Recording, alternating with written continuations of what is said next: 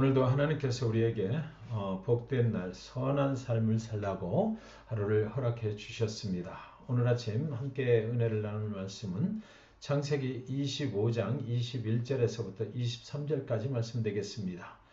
이삭이 그의 아내가 임신하지 못하므로 그를 위하여 여호와께 간구하매 여호와께서 그의 간구를 들으셨으므로 그의 아내 리브가가 임신하였더니 그 아들들이 그의 태속에서 서로 싸우는지라. 그가 이르되 이럴 경우에는 내가 어찌할꼬 하고 가서 여호와께 묻자온데 여호와께서 그에게 이르시되 두 국민이 네 태중에 있구나. 두 민족이 네 복중에서부터 나누이리라. 이 족속이 저 족속보다 강하겠고 큰 자가 어린 자를 섬기리라 하셨더라. 아멘. 말씀의 제목을 이럴 경우에는 내가 어찌할꼬 이렇게 본문에 있는 대로 한번 정해봤습니다. 사랑하는 여러분, 우리는 인생을 살면서 정말 이해할 수 없는 그런 길로 빠져들어갈 때가 있는 것 같습니다. 뭐라 설명을 해야 할지 그 해답을 알 수가 없는 그런 상황에 우리가 빠질 때가 있어요. 문제는 계속해서 반복이 되고 해결의 실마리는 풀리지도 않고 보이지도 않고 마음이 굉장히 불안할 때가 있지 않습니까? 우리는 이럴 경우에는 내가 어찌할꼬 고민을 많이 하게 되는 것입니다. 그러나 여러분, 우리의 삶에 이해할 수 없는 혼란이 찾아왔을 때 여러분, 그것은요 하나님의 음성을 들으라는 하나님의 초대 신호일 수가 있는 것입니다. 이삭의 아내가 임신하지 못함으로 이렇게 본문이 시작하고 있어요. 이삭은 아마 이쁜 아기를 보기를 원했을 것입니다. 그런데 20년이 지나도 아내가 임신을 하지 못하는 거예요.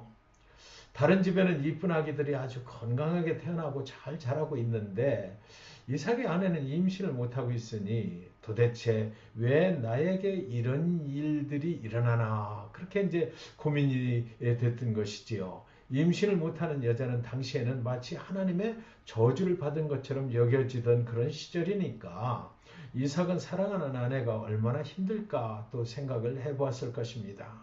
이럴 경우에는 내가 어찌할꼬. 이삭은 그의 아내가 겪고 있는 상황을 안타까워하는 마음으로 하나님께 나아갔던 것입니다. 그를 위하여 여호와께 간구하매 여호와께서 그의 간구를 들으셨으므로 그의 아내 리브가가 임신하였더니, 여기 아주 신앙의 ABC가 기록이 되어 있습니다. 하나님은 그의 간구를 들으셨어요. 이삭이 이제 그 문제를 가지고 내가 어찌할꼬 그렇게 멈춰 있지만 않고 하나님께 나아가서 간구했습니다. 그랬더니 하나님께서 그의 간구를 들으시고 하나님은 그곳에서 마치 이삭이 하나님께로 나와서 간구하기를 기다리고 계셨던 것처럼 금방 응답을 해주신 거예요. 이삭의 아내 리브가가 금방 이제 임신을 하게 되었던 것입니다. 하나님은 그가 나오기를 기다리고 계셨습니다. 그래서 나와서 간구하자마자 곧장 이삭의 아내 리브가에게 생명을 잉태케 하셨던 것이지요. 우리가 처하고 있는 내가 어찌할꼬 라는 이 상황은 하나님의 초청이었던 것입니다. 이럴 경우에는 내가 어찌할꼬. 저와 여러분의 인생에서도 이런 상황을 만나게 되지 않습니까? 그 해답은 이 상황 속에서 나에게 말씀하시기를 원하시는 하나님께로 나오라는 초청이다라는 것입니다. 이것이 바로 신앙의 기본 ABC 아니겠습니까?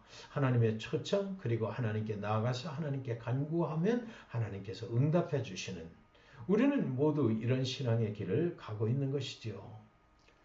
그런데 리브가가 또 임신을 하기는 했는데 쌍둥이를 임신을 한 것이에요. 그 쌍둥이 둘이서 이 태중에서 막 싸움을 벌이는 것입니다. 리브가가 얼마나 고통스러웠겠느냐고요. 그들의 인생에 또 이럴 경우에는 내가 어찌할꼬 이런 상황이 또 발생을 한 것이지요. 그 아들들이 그의 태속에서 서로 싸우는지라 이럴 경우에는 내가 어찌할꼬 하고 가서 여호와께 묻자온대. 이삭과 리브가는 내가 어찌할꼬 하면서 걱정만 하고 있지 않았다. 이것이 성경의 기록이죠. 이럴 경우에는 내가 어찌할꼬 세상의 사람들에게 물으러 가지 않았습니다.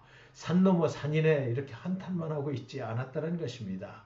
이럴 경우에는 어찌할꼬의 그 혼란 속으로 인도하신 하나님께로 그들은 나아가기로 결정을 했고 그렇게 했던 것이에요.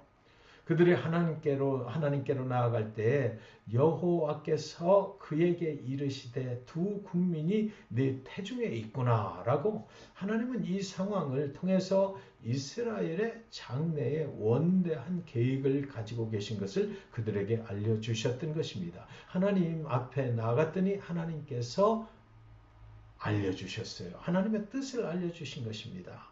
사랑하는 여러분, 저와 여러분의 인생의 길에 찾아오는 혼란은요, 문제가 아니라 하나님께 나아오라는 하나님의 초대인 것입니다. 인생에 찾아온 이해할 수 없는 고통은 하나님께 나아오라는 하나님의 신호인 것이에요. 하나님께서 우리에게 보내는 신호인 것입니다. 지금 여러분의 삶에서 흔들리고 있는, 정말 어찌할 수 없는, 어떻게 이해해야 되나 이런 그 영역이 있다면 그것은 하나님이 여러분에게 말씀하시려고 하나님이 부르시는 신호일 수 있는 것입니다. 오늘 하나님은 우리에게 묻고 계시죠. 그렇다면 너는 나에게 묻겠느냐? 사랑하는 여러분, 저와 여러분 모두에게는 이럴 경우에는 내가 어찌할꼬의 질문을 가지고 있지 않습니까? 우리가 이해할 수 없는 상황을 가지고 하나님께 나아가서 하나님의 뜻을 알아보는 기도, 그 기도로 오늘 하루를 시작하기를 원하는 것입니다. 이런 상황을 주신 하나님은 그 상황을 통해서 저와 여러분이 하나님께로 나와 묻기를 이렇게 원하고 계시고 우리를 초청하고 계신 것입니다. 기도하겠습니다. 하나님, 이럴 때는 어찌해야 하나요? 이해할 수 없는 상황을 가지고 하나님께 나아갑니다.